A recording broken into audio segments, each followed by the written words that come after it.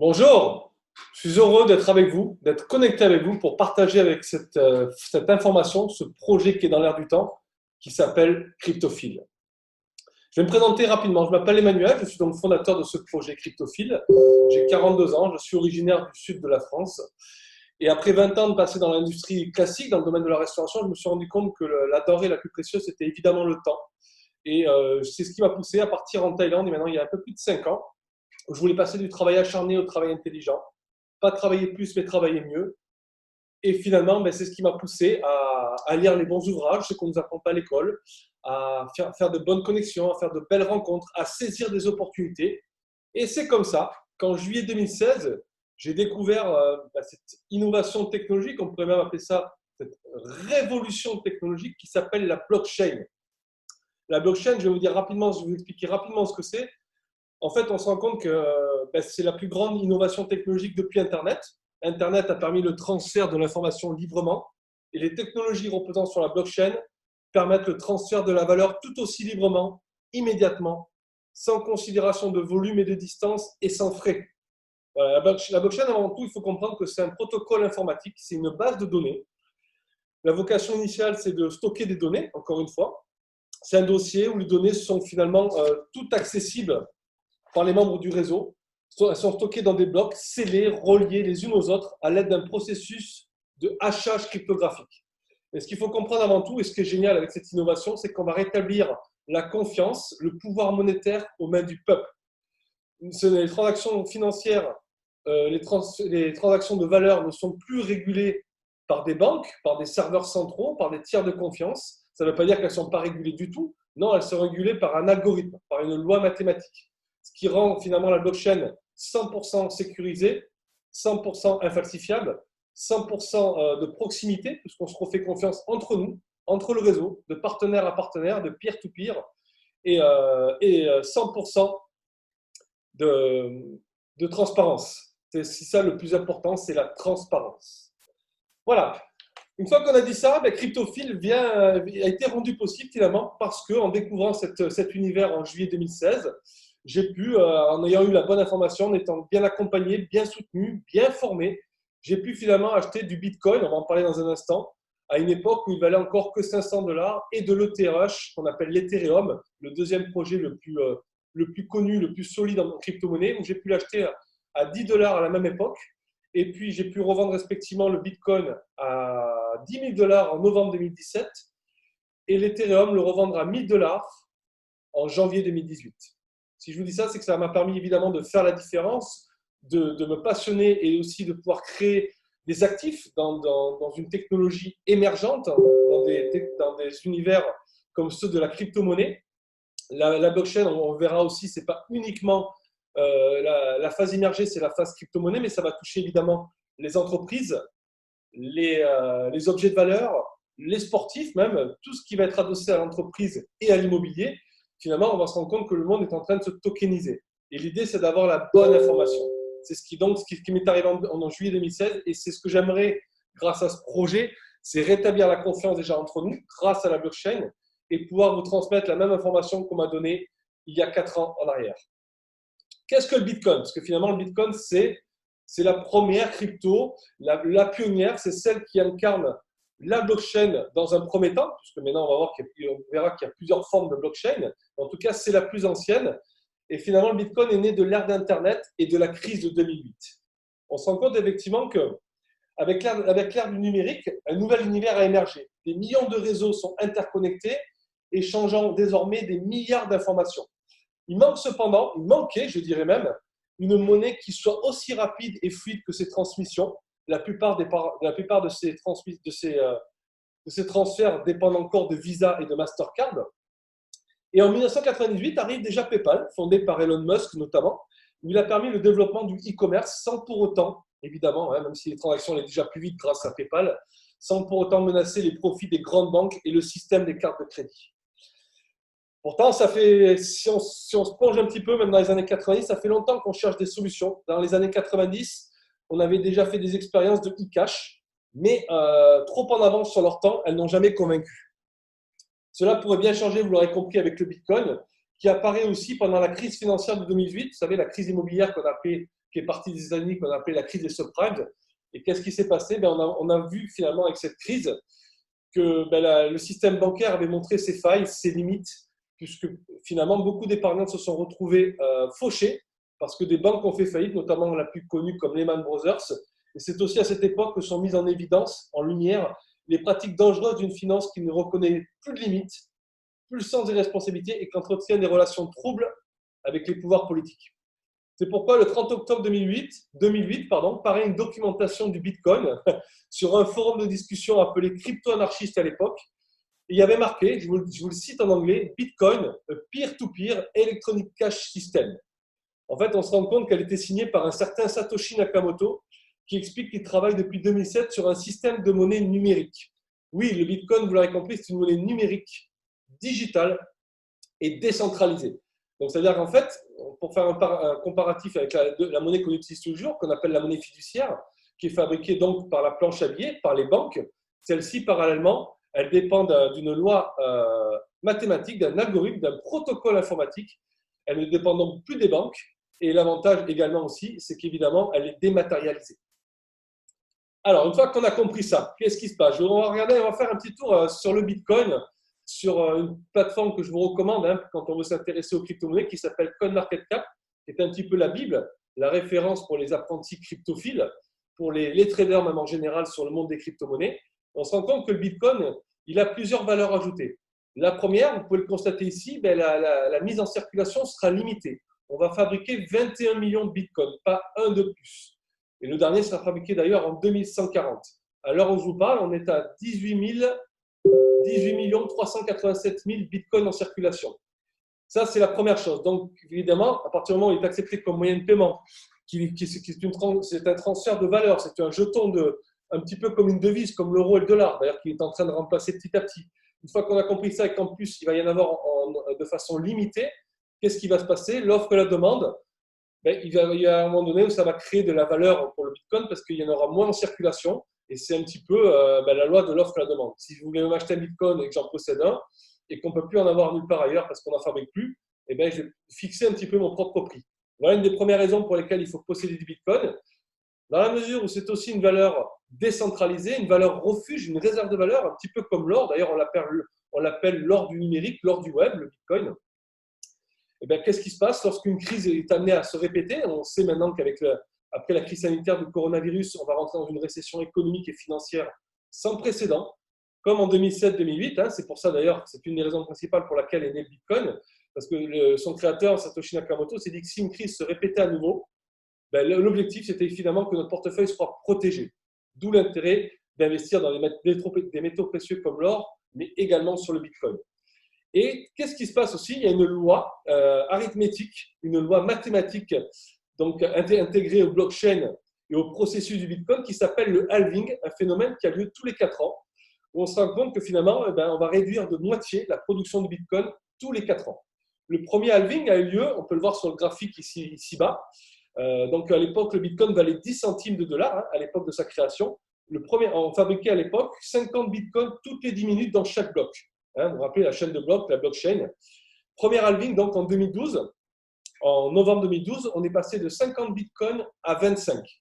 Qu'est-ce qui s'est passé? En 2013, après une deuxième crise qui était liée à la Grèce, l'État a fait faillite, rappelez-vous, en 2013, et notamment avec le halving, le premier halving qui a eu lieu, on a réduit par 2 la production de bitcoin. Ce même bitcoin est monté de 100 dollars à l'époque, en 2012, à 1150 dollars en 2013. Deuxième halving, juillet 2016, on passe donc de 25 bitcoins toutes les 10 minutes à 12,5. Qu'est-ce qui se passe en novembre 2017? Vous voyez la grande pic qu'on voit ici, la grande amplitude qu'on peut voir là, ça correspond à décembre 2017, où il est passé donc de 1000 dollars en juillet 2016 à 19 500 dollars le 17 décembre 2017. Pourquoi? Parce que justement, on a encore réduit de moitié le Bitcoin, l'offre et la demande, ça crée de la rareté, de l'inflation et ça fait donc monter le cours du Bitcoin. J'ai une excellente nouvelle. En termes de timing, on sait qu'en business, il y a 2 choses importantes, c'est d'avoir la vision. C'est ce que je suis en train de vous expliquer avec le projet Cryptophile. Est-ce que je suis au bon endroit, mais aussi au bon moment?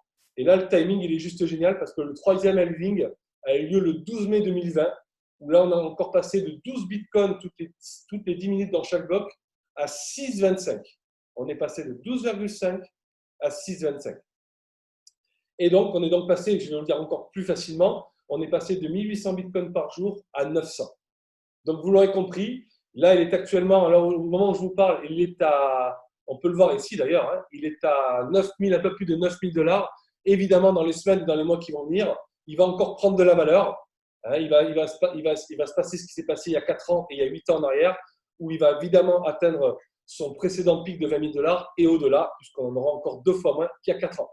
Et l'avantage aussi, c'est qu'actuellement, le Bitcoin est accepté, il est plus démocratisé qu'à l'époque, où il avait déjà pris beaucoup de valeur. Mais surtout, encore une fois, la récession économique qui arrive après la crise du coronavirus, la crise financière qui est sous-jacente à celle-ci. Et la différence aussi, c'est qu'on accepte le Bitcoin maintenant dans 16 000 plateformes marchandes à travers le monde. Des grands anciens comme Samsung, comme Amazon, comme BMW, comme Microsoft, tous ces grands acteurs et ces grandes compagnies actuelles acceptent le Bitcoin. Et encore une fois, on est plus de 16 000 plateformes à l'accepter comme moyen de paiement. Voilà les raisons peut-être qui peuvent nous faire penser, pour ceux qui ne connaissaient pas encore Bitcoin, pourquoi évidemment il faut investir dans celui-ci. Alors pourquoi Cryptophile? Une fois qu'on a compris la vision, une fois qu'on a compris qu'est-ce qu'était la blockchain, comment ça fonctionnait, pourquoi le Bitcoin incarne donc cette technologie qui s'appelle la blockchain, où on rétablit la confiance. Finalement, on ne passe plus par des tiers de confiance qu'on appelle communément les banques ou un serveur central pour ce qui est des applications décentralisées. Qu'est-ce qui va se passer en fait? Eh bien, Cryptophile a du sens. Pourquoi? Parce qu'on va apprendre à devenir investisseur-ingénieur sur toutes les technologies modernes. Vous verrez, on parlera aussi d'autres services par la suite qui vont arriver, créer des actifs hein, sur toutes les technologies, être un agriculteur moderne, semer dans les technologies modernes. C'est ce qu'on va apprendre aussi, à se forger le mindset et la psychologie adéquate sur ces marchés émergents.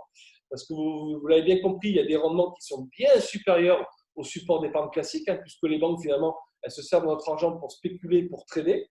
Donc, pourquoi pas les court-circuiter pour faire la même chose qu'elles directement? C'est aussi ce que permet la blockchain. C'est pour ça que les rendements sont bien meilleurs. Mais il faut une psychologie adéquate. C'est ce qu'on va apprendre avec Cryptophile, qui est finalement une académie de la blockchain. D'un point de vue plus technique, on va accumuler aussi du Bitcoin en traitant des signaux qu'on va recevoir sur notre téléphone depuis une plateforme de crypto-monnaie. Et la partie communautaire qui est très importante, aussi faire partie d'un style de vie, comme un bien de consommation finalement. On va intégrer une communauté d'agriculteurs modernes réunis autour d'un même objectif, c'est évidemment d'acquérir l'indépendance financière. Et ce genre de protocole informatique qui s'appelle la blockchain peut nous permettre d'aller plus vite, d'accélérer ce processus. Voilà, ben là, je vous montre un petit peu l'outil principal sur lequel on travaille.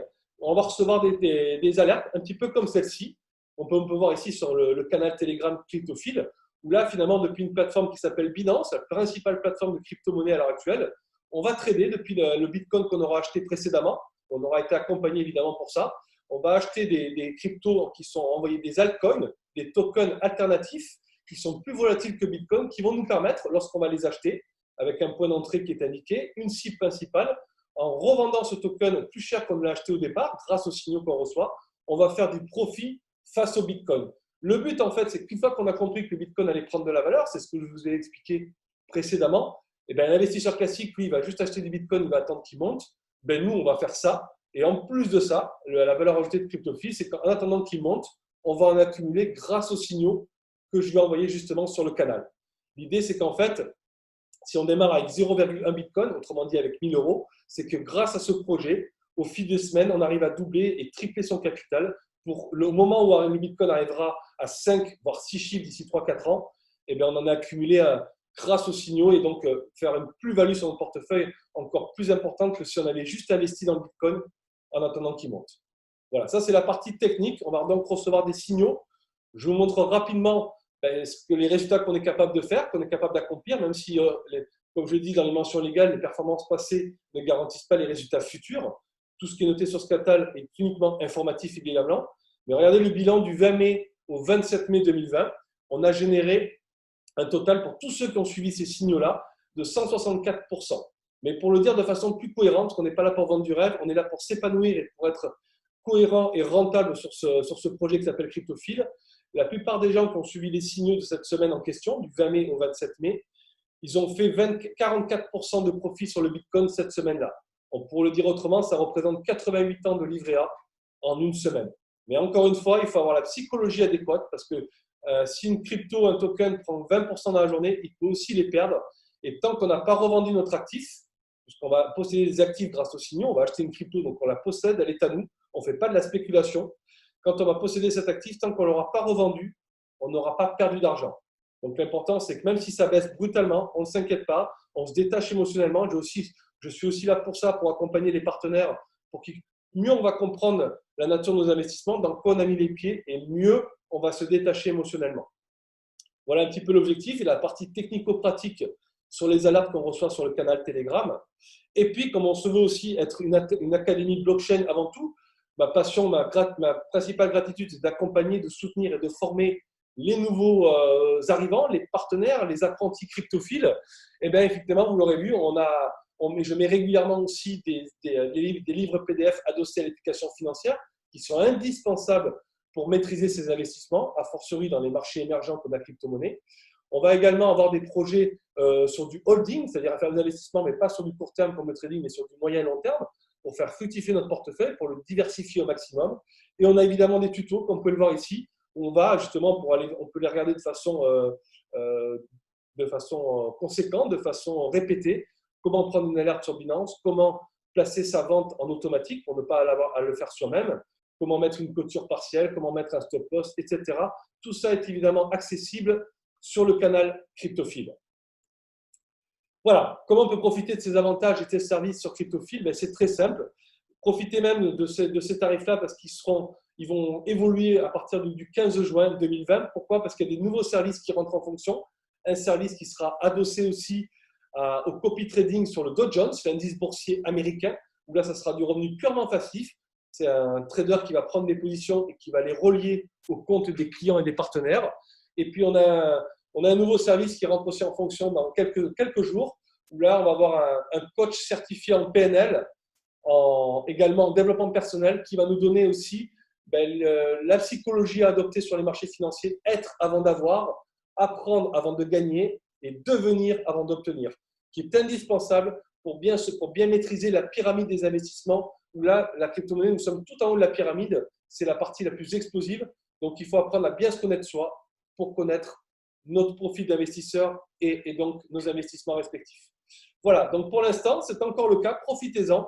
Là, on a une offre à 12 mois, donc c'est 340 € au lieu de 480 €, donc on a l'équivalent de 3 mois offerts. Pour le dire autrement, ça reviendrait à 28 € le mois. On a une formule de 6 mois où c'est 180 € qui correspond à un mois et demi d'offert, 180 € au lieu de 240. On a une offre à 3 mois qui correspond à 100 € au lieu de 120. Ça fait un demi-mois d'offert. Et puis la formule basique, là on part sur un mois. Évidemment, on est sur 40 € en devise fiduciaire ou en numérique. On peut aussi payer en Bitcoin ou en ETH, évidemment, ce qui ne serait pas cohérent par ailleurs. Donc voilà, vous l'aurez compris, on est sur des investissements moyen-long terme. Comme tout investissement, il faut se projeter sur le long terme. C'est ça aussi, avoir le mindset de l'entrepreneuriat, de l'investisseur. Donc évidemment, plus on prend une formule sur la durée, plus on devient rentable, mieux on se forme et plus on arrive à mettre en place la magie de l'effet cumulé, cumuler des 4% un petit peu tous les jours pour faire vraiment grandir son portefeuille. Voilà les différentes alternatives et encore une fois, les formules vont changer rapidement. Donc profitez-en, c'est vraiment le bon moment aussi pour se positionner chez Cryptophile. Je finirai sur un rappel sur finalement ce qui a impacté ma vie et la vie de millions de gens. C'est le cadran du cash flow, vous savez, de Robert Kiyosaki, qui est américain, qui est originaire d'Haïti précisément. Et qu'est-ce qui se passe avec ce cadran? Il nous explique en fait comment on peut devenir entrepreneur et investisseur, que ça correspond finalement qu'à 5% de la population mondiale. Pourquoi? Parce que 95% de la population sont soit employés à 65%, c'est le cadran de gauche, soit indépendants ou travailleurs autonomes à 35%. Mais il nous explique, Robert Kiyosaki, qu'en fait, c'est une stratégie qui est limitée, qu'on soit employé ou indépendant. Pourquoi? Parce qu'on échange notre temps contre de l'argent. Et donc, comme le temps est limité, nos revenus sont limités aussi. C'est ce qu'on appelle un revenu conventionnel. Vous pouvez gagner 10, 15 000, 20 000 € par mois, avec quel que soit votre statut de cadre supérieur, etc. À partir du moment où vous êtes salarié ou même indépendant, le jour où vous arrêtez de travailler, vos revenus s'arrêtent aussi. Et on apprend, et c'est aussi pour ça que j'ai mis ce cadran sur ce slide, parce qu'on apprend aussi avec Cryptophile à avoir la mentalité de l'entrepreneur et de l'investisseur. c'est le cadran de droite, entrepreneur à 4% de la population mondiale et investisseur seulement à 1%. Et on peut faire partie de ces 1% avec Cryptophile, où là, finalement, qu'est-ce qui se passe? On va créer de la richesse parce qu'on va générer non plus un revenu conventionnel, mais un revenu résiduel. Pourquoi? En étant entrepreneur, où c'est un système qui va travailler pour nous, on va continuer à générer des revenus, du chiffre d'affaires, même si on n'est pas présent physiquement. Et là, ce qui est encore mieux, c'est quand on passe en mode investisseur. Là, c'est même plus un système qui va travailler pour nous, c'est l'argent qui va travailler à notre place. Mais tout ça, ça demande des attitudes particulières, d'où l'importance aussi d'avoir un service comme celui que j'ai proposé il y a un instant, où on va avoir quelqu'un qui va nous aider à nous développer personnellement pour avoir la mentalité de l'entrepreneur et de l'investisseur. Et donc, le but, effectivement, vous l'aurez compris, c'est que grâce à Cryptophile, on passe du cadran de gauche au cadran de droite. Voilà, je vous remercie de votre attention, d'avoir écouté ce partage d'informations jusqu'au bout et je vous souhaite évidemment bienvenue chez les investisseurs ingénieurs.